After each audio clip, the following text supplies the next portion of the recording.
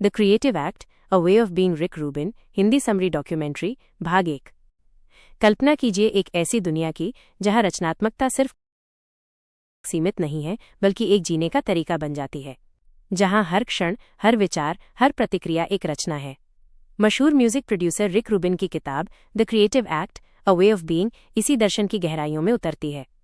ये किताब न तो सिर्फ कलाकारों के लिए है और न ही सिर्फ म्यूजिशियनों के लिए, बल्कि ये हर उस इंसान के लिए है जो जीवन को पूरी सच्चाई और मौलिकता के साथ जीना चाहता है। आज हम इस किताब की अद्भुत यात्रा शुरू करने जा रहे हैं, जिसमें हम सीखेंगे कि रचनात्मकता क्या है, ये कहाँ से आती है और इसे जीवन के हर पहलू में कैसे अपनाया जा सकता है। अध्याय 1, रचनात्मकता, एक अस्तित्व का तरीका। रचनात्मकता का मतलब सिर्फ कुछ बनाना नहीं है। रिक रूबिन कहते हैं कि क्रिएटिविटी सिर्फ एक स्किल या टैलेंट नहीं है, ये एक वे ऑफ बीइंग है। यानी हम जैसे सोचते हैं, महसूस करते हैं, निर्णय लेते हैं, वो सब रचनात्मकता के अधीन होता है। Creativity is not something you do. It's something you are. रचनात्मकता का मूल स्रोत बाहरी दुनिया नहीं बल्कि हमारे अंदर की गहराई है।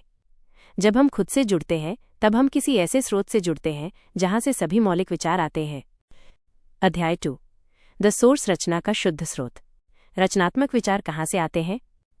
रिक रूबिन एक सुंदर उपमा देते हैं। वो कहते हैं कि हमारे विचार किसी रेडियो तरंग की तरह होते हैं और हम खुद को एक एंटेना की तरह बना सकते हैं जो इन तरंगों को पकड़ सके। We are not the creator of the idea.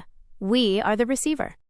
इसका मतलब है जितना ज्यादा हम शांत, सजग और खुले हुए होते हैं उतना ही हम उन विचारों को पकड़ सकते हैं जो हवा में तैर रहे हैं। रचनात्मकता और ध्यान। ध्यान, अकेलापन और सन्नाटा, ये सब वो अवस्थाएं हैं जहां रचनात्मकता खिलती है। जब हम डिस्ट्रैक्शन से मुक्त होकर खुद के साथ बैठते हैं तभी सबसे असली विचार आते हैं।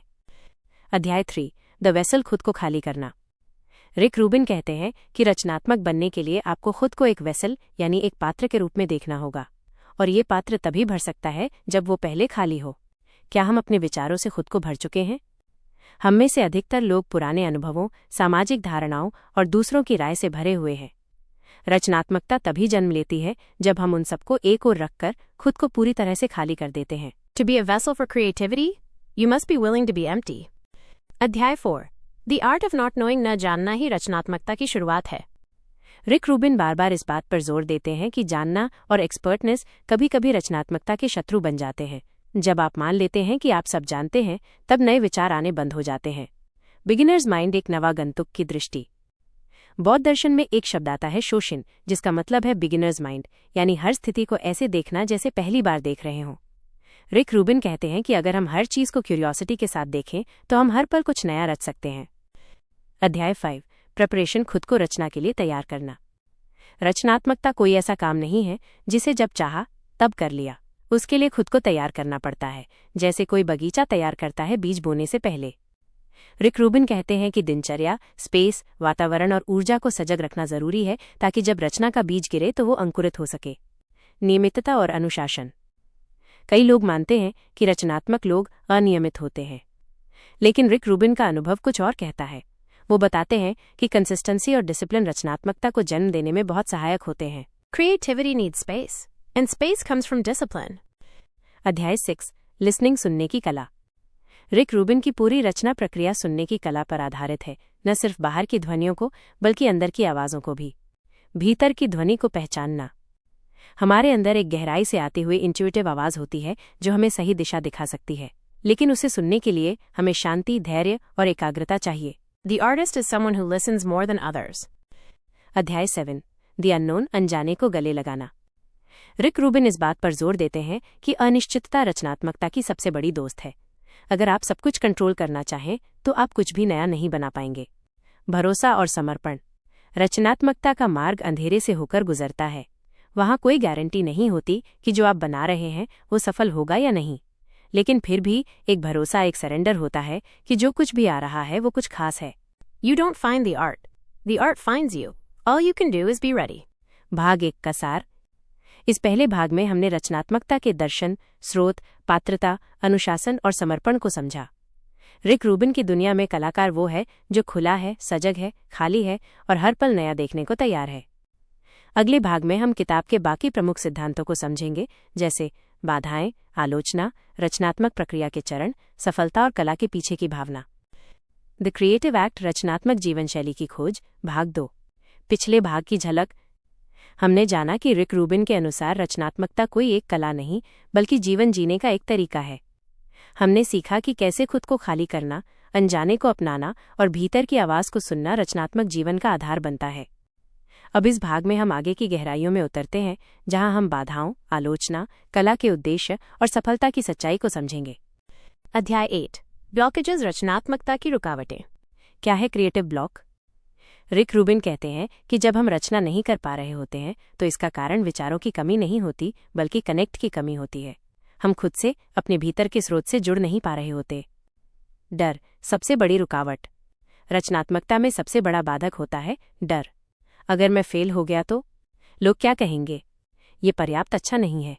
रिक रूबिन कहते हैं, Fear is a sign you're doing something important. इसलिए डर को भागने की नहीं बल्कि उसे अपनाने की जरूरत है। वो हमें बताता है कि हम सही दिशा में हैं। अध्याय 9 रेजिस्टेंस, आंतरिक टकराव। रिक रूबिन स्पष्ट रूप से बताते हैं कि हर कलाकार को अपने भीतर एक रेजिस्टेंस का सामना करना पड़ता है, जो कहता है आज मत बनाओ, ये बेकार है, तुम में काबिलियत नहीं है। ये रेजिस्टेंस हमारा कंफर्ट जोन है और उससे पार पाना ही कला का पहला कदम है। समाधान क्या है? 1. छोटे कदम लेना। 2. नियमित बनाना। 3. परिणाम की चिंता छोड़ना। Just show up. The rest will follow. अध्याय 10 क्रिटिसिज्म, आलोचना से निपटना। रिक रूबिन कहते हैं एक सच्चे कलाकार को आलोचना से डरना नहीं चाहिए, क्योंकि आलोचना का अर्थ है कि आपने कोई असर डाला है। लेकिन 2 तरह की आलोचनाएं होती हैं। 1. निर्माणकारी आलोचना, कंस्ट्रक्टिव। 2. विनाशकारी आलोचना, डिस्ट्रक्टिव। किन पर ध्यान दें? रिक रूबिन हमें सजग बनाते हैं कि हमें सिर्फ उन लोगों की राय को सुनना चाहिए जिनकी नीयत, समझ और अनुभूति गहरी हो। बाकियों की आवाजें शोर के समान होती हैं। Listen to feedback like whispers in the wind. You don't have to catch everyone. अध्याय 11 द प्रोसेस, रचनात्मक प्रक्रिया की रहस्यात्मकता। रिक रूबिन बताते हैं कि रचना की प्रक्रिया सीधी रेखा नहीं है। यह एक चक्र है जिसमें कभी उतार आता है, कभी चढ़ाव। रचना के चरण: 1. इंस्पिरेशन, एक विचार का बीज। 2. एक्सप्लोरेशन, उसे समझना, खेलना। 3. एग्जीक्यूशन, उसे आकार देना। 4. एडिटिंग, उसे तराशना। 5. रिलीजिंग, दुनिया को सौंपना। हर चरण में रचनात्मकता की एक अलग ऊर्जा होती है। कलाकार को इन ऊर्जाओं की पहचान होनी चाहिए। अध्याय 12 आर्ट विदाउट एंड, अंतहीन कला। रिक रूबिन कहते हैं कोई भी रचना वास्तव में कभी पूर्ण नहीं होती। A piece of art is never finished, only abandoned. इसका अर्थ है कि आप किसी भी समय अपनी कला में और जोड़ सकते हैं, सुधार सकते हैं, लेकिन किसी बिंदु पर आपको उसे छोड़ना भी सीखना होगा ताकि वो स्वतंत्र होकर उड़ सके। अध्याय 13 इंट्यूइशन, अंतर्ज्ञान की शक्ति। रिक रूबिन अपने रचनात्मक जीवन में इंट्यूइशन को बहुत अहम मानते हैं। वे मानते हैं कि तर्क से कहीं आगे हमारी अंदरूनी भावना ही हमें सही रास्ता दिखाती है। इंट्यूइशन कैसे मजबूत करें? 1. ध्यान करें। 2. अपनी भावनाओं को नोट करें। 3. निर्णय लेते वक्त कैसा लग रहा है, पूछें। रिक कहते हैं Your intuition is your truest collaborator. अध्याय 14 ओरिजिनलिटी, मौलिकता की खोज। बहुत से लोग सोचते हैं कि मौलिकता का मतलब है कुछ ऐसा जो पहले कभी न हुआ हो, लेकिन रिक रूबिन के अनुसार Originality is not about being new. It's about being true. यानी जब आप अपने भीतर की सच्चाई से कुछ रचते हैं तो वो अपने आप मौलिक हो जाता है, भले ही उसका रूप पहले भी किसी ने देखा हो। अध्याय 15 लेटिंग गो, रचना को स्वतंत्र करना। एक सच्चे कलाकार को यह भी सीखना होता है कि जब रचना पूरी हो जाए तो उसे दुनिया के सामने रख दिया जाए, बिना डरे, बिना पकड़े। रिक रूबिन कहते हैं कि जब हम अपनी कला को अपने यहाँ से जोड़ लेते हैं तो वो संकुचित हो जाती है, लेकिन जब हम उसे लेट गो करते हैं तब वो उड़ान भरती है। अध्याय 16 द गिफ्ट, कला एक उपहार है। रिक रूबिन अंततः इस निष्कर्ष पर आते हैं कि रचना कोई व्यक्तिगत उपलब्धि नहीं है बल्कि एक दिव्य उपहार है। Art is not made. It is received and then passed on. जब हम इस दृष्टि से रचना करते हैं तो उसमें अहंकार नहीं, सेवा होती है। कला तब एक साधना बन जाती है, एक प्रार्थना। समाप्ति - भाग 2 का सार। इस भाग में हमने रचनात्मकता की आंतरिक लड़ाइयों को समझा: ब्लॉकेज, आलोचना, अनिश्चितता और अपने अहं को छोड़ने का संघर्ष। रिक रूबिन हमें सिखाते हैं कि रचनात्मक जीवन का अर्थ है हर पल ईमानदारी से, सजगता से और समर्पण से जीना। अगले भाग में हम जानेंगे कैसे रिक रूबिन खुद रचना करते हैं, कैसे वे दूसरों के साथ सहयोग करते हैं, कला और सफलता के संबंध को कैसे देखते हैं, और अंत में कैसे रचनात्मकता को पूरे जीवन में अपनाया जा सकता है। द क्रिएटिव एक्ट, रचनात्मक जीवन की साधना, भाग 3। हमने सीखा कि रिक रूबिन के अनुसार रचनात्मकता का रास्ता आसान नहीं होता। ये एक आंतरिक युद्ध होता है जिसमें डर, आलोचना, असफलता और यह सब हमारे मार्ग में आते हैं। लेकिन अगर हम समर्पण और सजगता से रचना करें तो ये प्रक्रिया खुद एक साधना बन जाती है। अब इस भाग में हम रिक रूबिन की व्यक्तिगत रचनात्मक प्रणाली, कोलैबोरेशन और कला और सफलता की असलियत को जानेंगे। अध्याय 17। रिक रूबिन की रचनात्मक प्रक्रिया। रिक रूबिन दुनिया के सबसे प्रभावशाली म्यूजिक प्रोड्यूसर माने जाते हैं, जिन्होंने जॉनी कैश से लेकर जे-ज़िप तक, अडल से लेकर कान्ये वेस्ट तक दर्जनों कलाकारों की यात्रा में मार्गदर्शन किया है। लेकिन उनकी प्रक्रिया बहुत ही शांत, सरल और आंतरिक होती है। वो कैसे काम करते हैं? 1. ध्यान से सुनना, कलाकार की आत्मा को सुनना। 2. निर्देशन नहीं, दृष्टि देना, वो कलाकार को कुछ करने का आदेश नहीं देते बल्कि एक दिशा सुझाते हैं। 3. प्राकृतिक प्रवाह को पकड़ना, वो जबरदस्ती कुछ नहीं निकालते, सिर्फ उस पल की ऊर्जा के अनुसार कार्य करते हैं। I don't make the music. I help them discover what they already have. अध्याय 18। कोलैबोरेशन, सहयोग की कला। रिक रूबिन बताते हैं कि सहयोग यानी कोलैबोरेशन तब सबसे प्रभावी होता है जब दोनों लोग ईगो को अलग रखकर सिर्फ रचना की सेवा में लगते हैं। सच्चा सहयोग कैसा होता है? 1. ओपन लिसनिंग, सामने वाले को वास्तव में सुनना। 2. ट्रस्ट, भरोसा करना कि दूसरा भी प्रक्रिया का वाहक है। 3. नो हायरार्की, कोई बड़ा या छोटा नहीं, सिर्फ रचना सर्वोपरि। In the room there are no stars, just servants of the work. अध्याय 19। सॉलिट्यूड, अकेलापन और मौन। रिक रूबिन रचनात्मकता में अकेलेपन को बहुत महत्वपूर्ण मानते हैं। वो कहते हैं कि सबसे गहरे विचार तब आते हैं जब हम भीड़ से दूर अपने अंदर उतरते हैं। मौन का महत्व। हमारे विचारों का शोर, दुनिया की भागदौड़, ये सब हमें असली रचना से दूर करते हैं।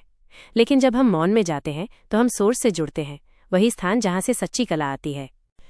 अध्याय 20। द आर्टिस्ट्स रोल, कलाकार का उद्देश्य। रिक रूबिन की नज़र में कलाकार समाज का आईना नहीं होता बल्कि एक ट्यूनिंग फोर्क होता है जो ब्रह्मांड की ऊर्जा को पकड़कर उसे लोगों तक पहुंचाता है। The artist's job is not to reflect the world, but to channel a world unseen. इसलिए कलाकार को सजग रहना होता है ताकि वो दुनिया की नहीं, सत्य की सेवा कर सके। अध्याय 21। सक्सेस, सफलता का भ्रम। रिक रूबिन बार बार इस बात पर जोर देते हैं कि रचनात्मकता और सफलता दो अलग चीजें हैं। असली सफलता क्या है? ज्यादा व्यूज, लाइक्स या सेल्स नहीं, दूसरों की वाहवाही नहीं, बल्कि क्या आपने कुछ सच्चा रचा?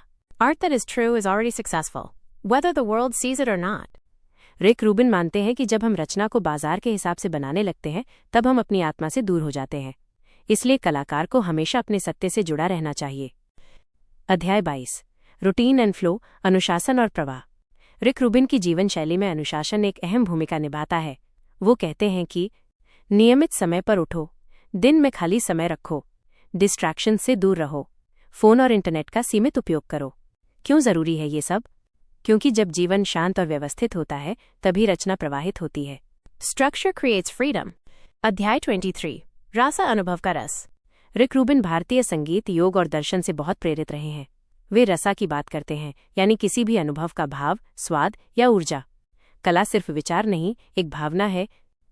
रिक रूबिन कहते हैं कि एक गीत कैसा लगता है वो ज्यादा जरूरी है बनिस्बत इसके कि वो तकनीकी रूप से परिपूर्ण है या नहीं। You don't remember perfect, you remember feeling.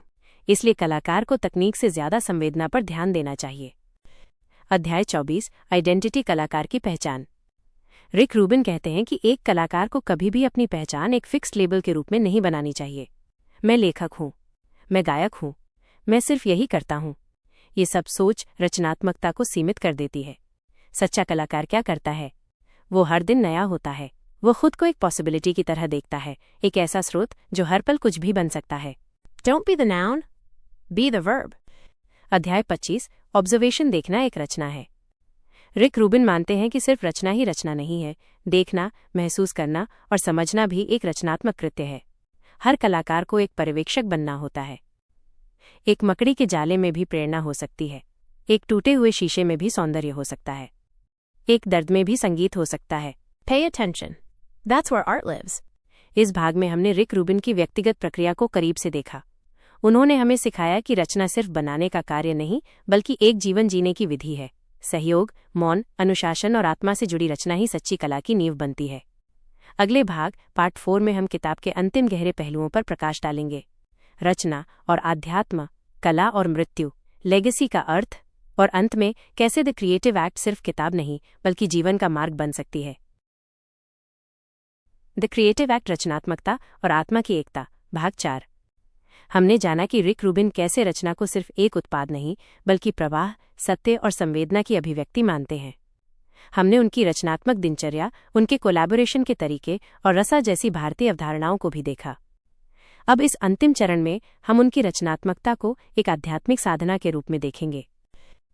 अध्याय 26, द स्पिरिचुअल पाथ, आध्यात्मिक पथ के रूप में रचना।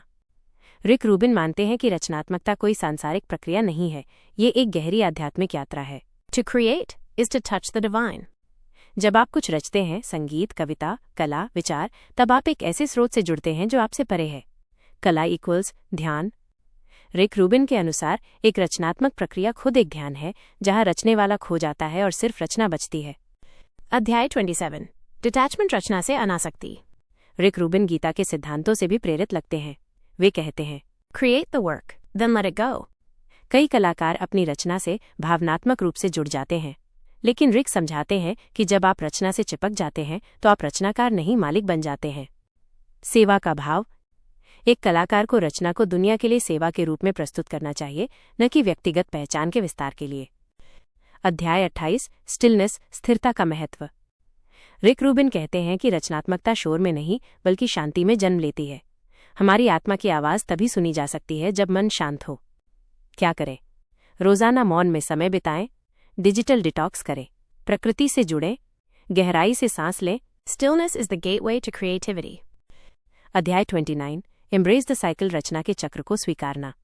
रिक रूबिन याद दिलाते हैं कि रचना भी प्रकृति की तरह चक्रों में चलती है। बीज पड़ता है, इंस्पिरेशन, जमीन तैयार होती है, डेवलपमेंट, फसल काटी जाती है, एग्जीक्यूशन, जमीन आराम करती है, रेस्ट। हर समय रचना संभव नहीं।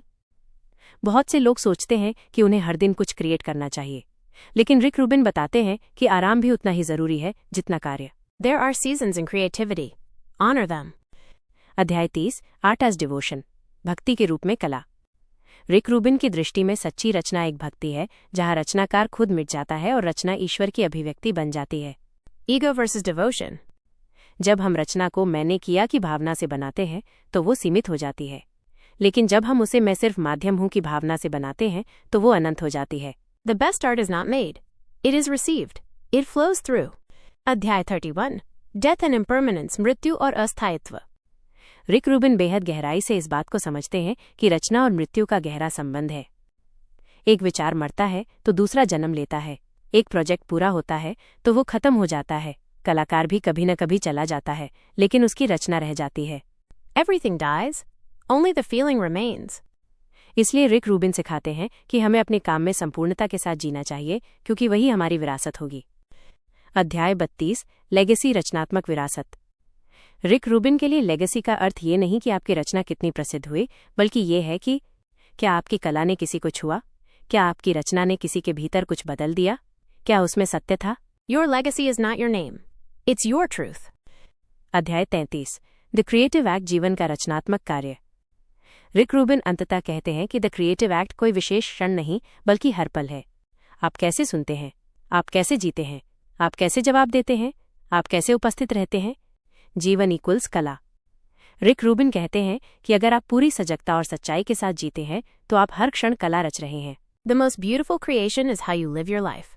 भाग 4 का सार। रिक रूबिन की ये किताब सिर्फ रचना के बारे में नहीं है, ये जीवन के बारे में है। ये हमें सिखाती है कि रचना और आध्यात्म एक ही हैं। ये बताती है कि अस्थायित्व को स्वीकार करना, मौन को अपनाना और स्वयं से हटकर सेवा भाव से जीना ही सच्ची कला है। और सबसे बढ़कर ये हमें जीवन को एक महान क्रिएटिव एक्ट की तरह जीने की प्रेरणा देती है। भाग 5, अंतिम भाग, जीवन को रचनात्मकता में ढालना। कल्पना कीजिए, अगर हर दिन, हर सांस, हर निर्णय एक रचनात्मक प्रक्रिया बन जाए, अगर जीवन एक संगीत हो जाए और आप खुद उस धुन के वाहक बन जाए, तो जीवन का अनुभव कैसा होगा। रिक रूबिन की the creative act, a way of being, ऐसी ही एक कल्पना को वास्तविकता में बदलने का मार्गदर्शन देती है। अब तक आपने जाना कि रचनात्मकता क्या है, वो कहाँ से आती है और उसे किस तरह जिया जा सकता है। अब हम इस अंतिम भाग में करेंगे आत्म परिवर्तन की रचनात्मक शुरुआत। अध्याय 34, रचनात्मकता सबके लिए है, न कि सिर्फ कलाकारों के लिए।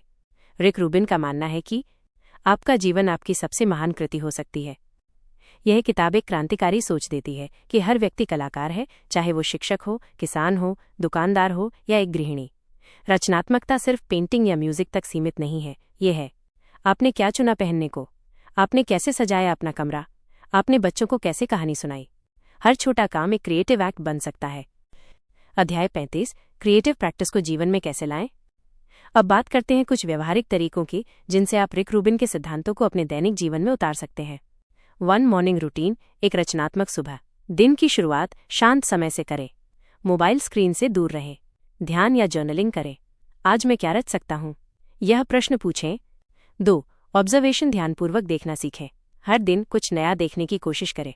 किसी साधारण चीज को ध्यान से देखें, जैसे छत का पंखा, दीवार का टेक्सचर। अपने भावनाओं को भी ऑब्जर्वर की तरह देखें। 3 लिसनिंग, गहराई से सुनना। दूसरों की बात ध्यान से सुने, बीच में टोके नहीं। अपनी भीतरी आवाज को पहचानें, क्या वो डर है या अंतर्ज्ञान। 4 मूवमेंट, शरीर के साथ संवाद। रोज कुछ मिनट संगीत पर शरीर को खुलने दे। योग, चलना, नृत्य, कोई भी सहज गतिविधि अपनाएं। शरीर को रचनात्मक ऊर्जा का वाहक बनाएं। 5 टेक्नोलॉजी डिटॉक्स, डिजिटल थकावट से मुक्ति। रोज कम से कम 2 घंटे बिना स्क्रीन के बिताएं। सोशल मीडिया पर पैसिव स्क्रोलिंग से बचें। कागज पर सोचें, डिजिटल डिस्ट्रैक्शन से दूर रहें। अध्याय 36 इनर अलाइनमेंट, भीतर की लय बनाना। रिक रूबिन मानते हैं कि सच्ची रचना तब होती है जब आपका मन, शरीर और आत्मा एक लय में चले। Creativity is harmony between the inner world and the outer. आपको खुद से सवाल करना होगा, क्या मैं अपने विचारों से जुड़ा हूँ? क्या मैं जो सोचता हूँ वही कहता हूँ? क्या मैं जो कहता हूँ वही करता हूँ? जब ये तीनों बातें मेल खाती हैं तो आप खुद ही एक रचना बन जाते हैं। अध्याय 37 डिस्ट्रक्शन बिफोर क्रिएशन, टूटना भी जरूरी है।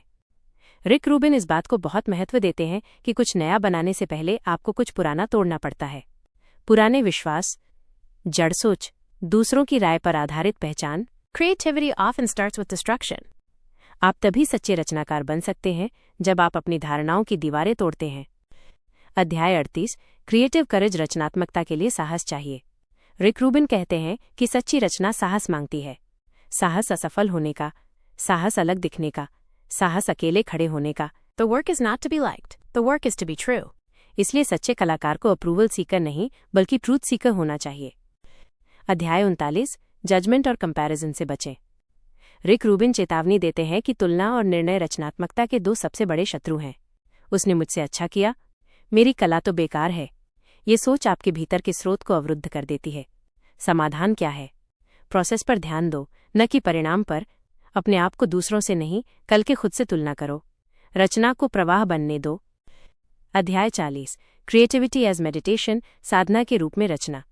रिक रूबिन के लिए रचना करना एक ध्यान की तरह है।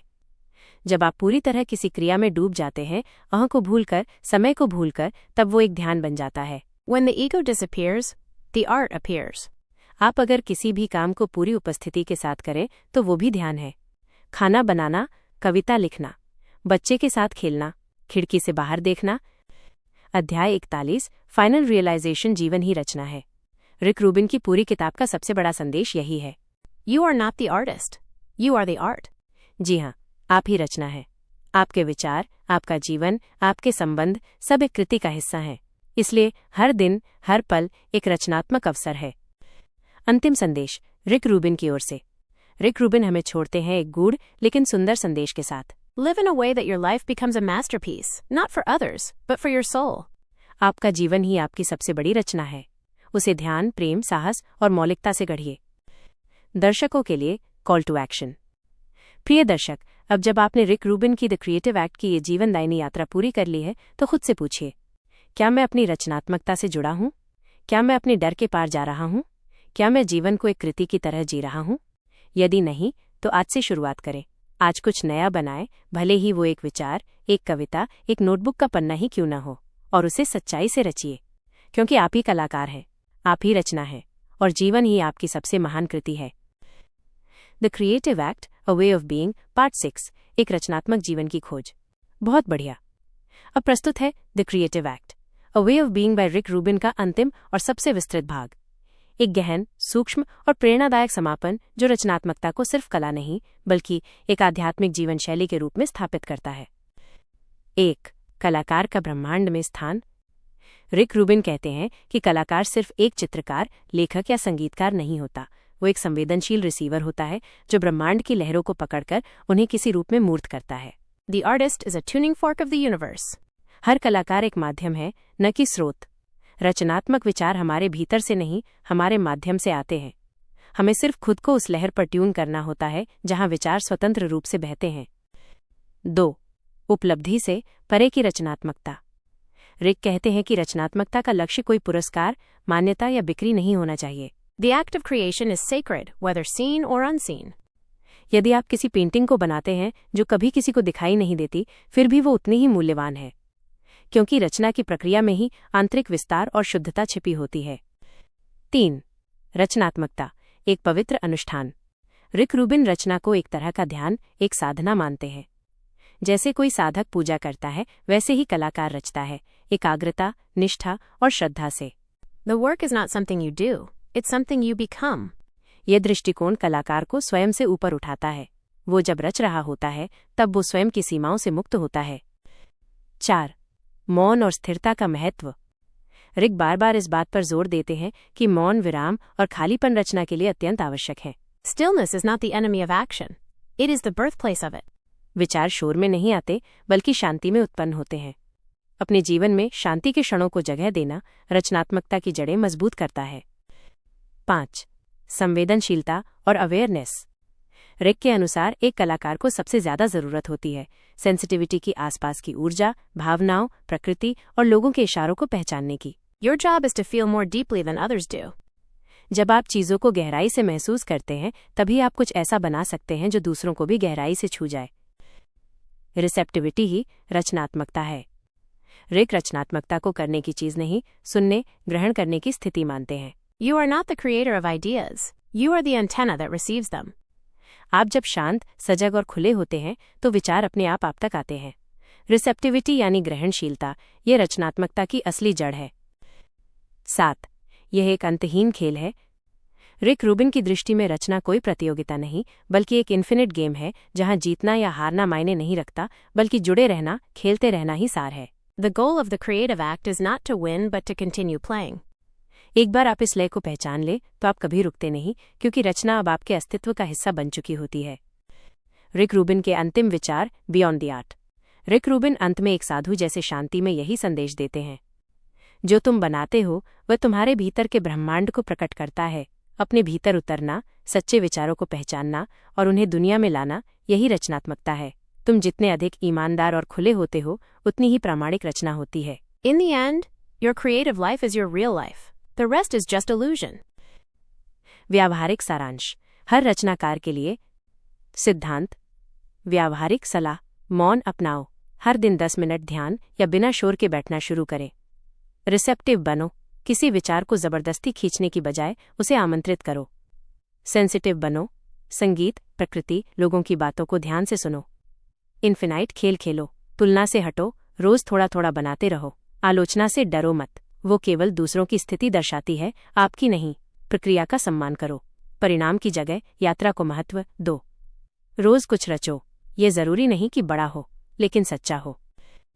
समापन। एक रचनात्मक जीवन की ओर यात्रा। रिक रूबिन की the creative act, a way of being सिर्फ एक किताब नहीं है, ये एक दृष्टिकोण है, एक जीवन शैली है। ये हमें बताती है कि हर इंसान के भीतर एक कलाकार है, बस उसे जगाने की जरूरत है। रचना कोई विशेषाधिकार नहीं, यह मनुष्य का मूल गुण है। You don't need permission to create. You only need willingness to begin. तो अब देर मत कीजिए, खुद को खुला कीजिए, मौन को अपनाइए और उस अंतहीन रचनात्मक यात्रा पर निकल जाइए जो आपके भीतर से ब्रह्मांड तक जाती है। तो दोस्तों, रिक रूबिन की लिखी the creative act, a way of being की ये पूरी यात्रा यहीं समाप्त होती है। लेकिन असल में ये कोई अंत नहीं, बल्कि एक शुरुआत है। ये किताब हमें सिखाती है कि रचनात्मकता किसी एक काम या पेशे तक सीमित नहीं है। ये एक जीवन शैली है, एक वे ऑफ बीइंग, जहां हम अपने अंदर की आवाज को सुनना सीखते हैं, प्रकृति की लय से जुड़ते हैं और खुद को ब्रह्मांड की रचनात्मक ऊर्जा के साथ एकाकार कर देते हैं। रिक रूबिन की बातें सिर्फ कलाकारों के लिए नहीं थी, ये हर उस इंसान के लिए हैं जो जीना चाहता है पूरी जागरूकता के साथ, जो अपने अस्तित्व को एक सुंदर रचना बनाना चाहता है। अगर ये समरी आपको प्रेरणा देती है, आपके भीतर कुछ नया जागता है, तो इस वीडियो को लाइक करें, कमेंट में हमें बताएं कि आपको किस भाग ने सबसे ज़्यादा छू लिया और शेयर करें अपने दोस्तों के साथ जो अपने जीवन में कुछ सृजनात्मक करना चाहते हैं। बुक इनसाइट हिंदी पर हम आपके लिए ऐसी ही गहन और जीवन बदल देने वाली किताबों की समरी लाते रहेंगे, इसलिए चैनल को अभी सब्सक्राइब करें और बेल आइकन दबाना न भूलें ताकि आप कोई भी अपलोड मिस न करें। आज के लिए बस इतना ही। खुद से जुड़िए, मौन को सुनिए और रचनात्मक ऊर्जा को अपने जीवन का मार्ग बनने दीजिए। मिलते हैं अगली किताब की नई समरी के साथ। तब तक के लिए सोचते रहिए, बनाते रहिए और रचते रहिए। धन्यवाद।